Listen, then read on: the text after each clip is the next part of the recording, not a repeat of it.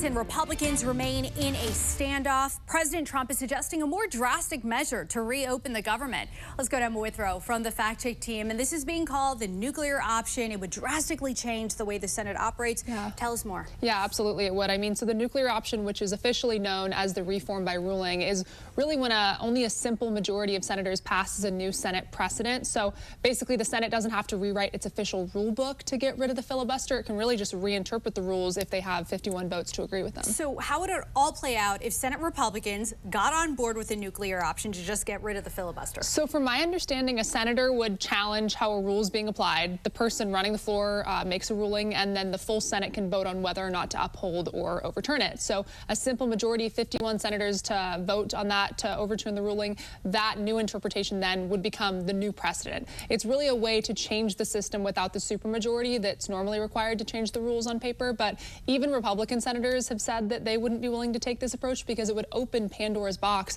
when it comes to passing legislation with just a simple majority rather than those 60 votes that are normally required. So it would really just give an unprecedented amount of power to whichever party is controlling both chambers in the White House. And also interesting, Senate Majority Leader Thune breaking with Trump on this, so we'll see. Yeah. We'll see how far this goes. Emma, thank you. Thanks. Later on, Emma will be back to break down when the nuclear option was used in the past. President Trump is pushing Senate Republicans to desert negotiations with Democrats and use the nuclear option to eliminate the filibuster and reopen the government.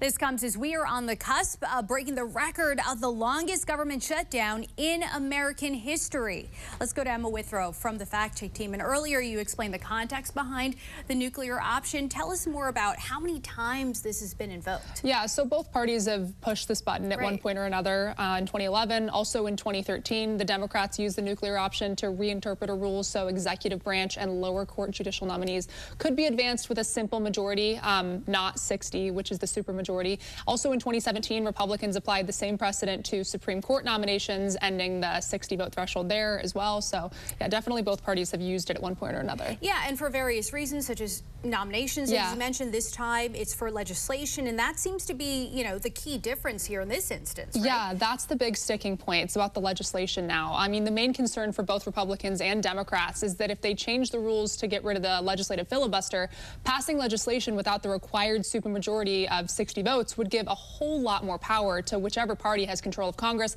and also the White House. So it wouldn't really just change how the Senate operates. It would kind of change what the Senate is. I mean, the minority party would lose almost all of its leverage to block or negotiate bills.